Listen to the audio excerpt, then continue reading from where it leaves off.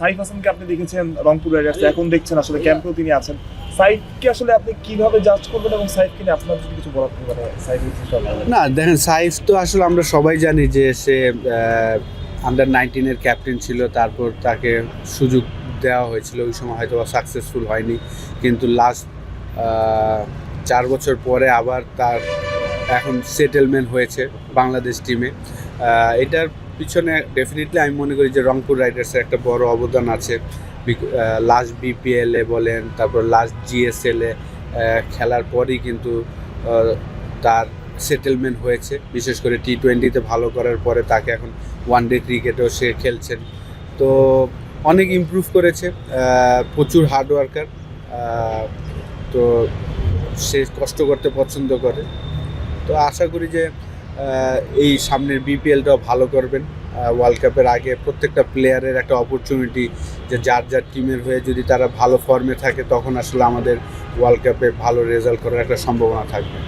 ওগুলা কি আপনারা আইডেন্টিফাই করছেন নাকি ওনারাই করছেন প্লেয়ার? হ্যাঁ, হেড কোচ থেকেই আসছেন, প্রত্যেকটা প্লেয়ারকে নিয়ে ইন্ডিভিজুয়াল যে শর্ট প্র্যাকটিসগুলো হচ্ছে হেড কোচের মাথা থেকে এসেছে। আসলে সাইফ হাসান নিয়ে জিজ্ঞেস করছি যে আপনি তাকে অনেক কিছু দেখছেন, সাইফ হাসানকে কোন পজিশনে আপনি দেখছেন? ন্যাশনাল টিমে আসার পরে কিন্তু তার পজিশনটা বেশ 2-3 বার চেঞ্জ হয়েছে। মানে কি একটা প্লেয়ারকে যখন আমরা সেটেল করতে যাবো তখন কি তাকে একটা নির্দিষ্ট পজিশনে সেটেল করাটা বেটার, নাকি আপনারা মনে করেন যে ও মানে he can change various position, মানে কোনটাকে বেটার মনে হয়?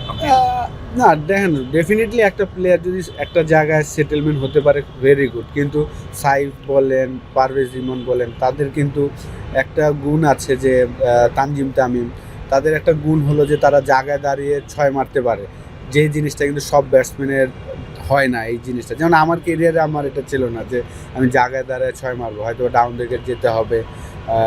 স্পিন বলের কথা বলছি আমি। তো সাইফ বলেন, পারভেজ ইমন, তারা কিন্তু জায়গায় দাঁড়ায় 6 মারতে পারে। তো ট্রাই করা হয়েছিল, 2টা ম্যাচে তাকে 4 নম্বরে খেলানো হয়েছিল, পরে আবার লাস্ট ম্যাচে নিয়ে এসেছেন ওপেনিংয়ে। যেহেতু তার ডোমেস্টিক কেরিয়ার যদি দেখি, যে লিস্ট এ ক্রিকেটে প্রায় 10টার মতন সেঞ্চুরি, তারপর ফার্স্ট ক্লাসে 8টার মতন সেঞ্চুরি আছে। তো সে যখন সেঞ্চুরি করে সেই রানগুলো কিন্তু বড় বড় করে, এবং সে 4-এ 3-এ ওপেনিং করে অভ্যস্ত। সেই কারণে ম্যানেজমেন্ট বলতে পারবে, আসলে হেড কোচ, অ্যাসিস্ট্যান্ট কোচ এবং ক্যাপ্টেন ওনারা হয়তো বলতে পারবেন, কিন্তু আমি ব্যক্তিগতভাবে মনে করি অবশ্যই আপনার একটা জায়গা হলে ভালো। কিন্তু আমাদের এখন এই মুহূর্তে কিন্তু 4টা প্লেয়ারই টপ অর্ডারের। আপনি যদি দেখেন, লিটনও ওপেনিং করতে পারে, সে নাম্বার 3 খেলছেন, সাইফও ওপেনিং করতে পারে, তাকে নাম্বার 4-এ খেলিয়েছেন, পারভেজ ইমন ওপেনিং করে, তাকে 4-এ খেলিয়েছেন লাস্ট ম্যাচে। তো 4জন প্লেয়ারই কিন্তু লাস্ট 1 বছরে খুব সাকসেসফুল, এভরি সেকেন্ড বা থার্ড ম্যাচই কিন্তু তারা বড় একটা 50 করছেন, বিশেষ করে টি20তে। তো এটা একটা পজিটিভ দিক যে আপনার সব সিচুয়েশন খেলা যদি জানেন তাহলে আপনার জন্য, টিমের জন্য ভালো।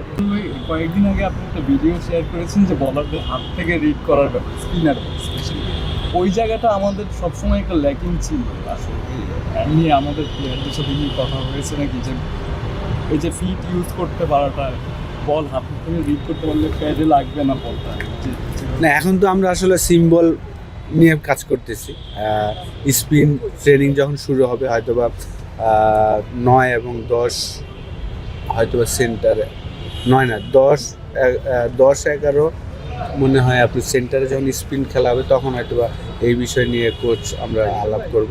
তো অবশ্যই আপনি যদি পেস বলেন, স্পিন বলেন, আপনি যদি আগে থেকে পিক করতে পারেন যে এইটা এই জায়গায় আসতেছে, এই লেন্থে আসতেছে, তখন আপনার জন্য সহজ হয় খেলাটা।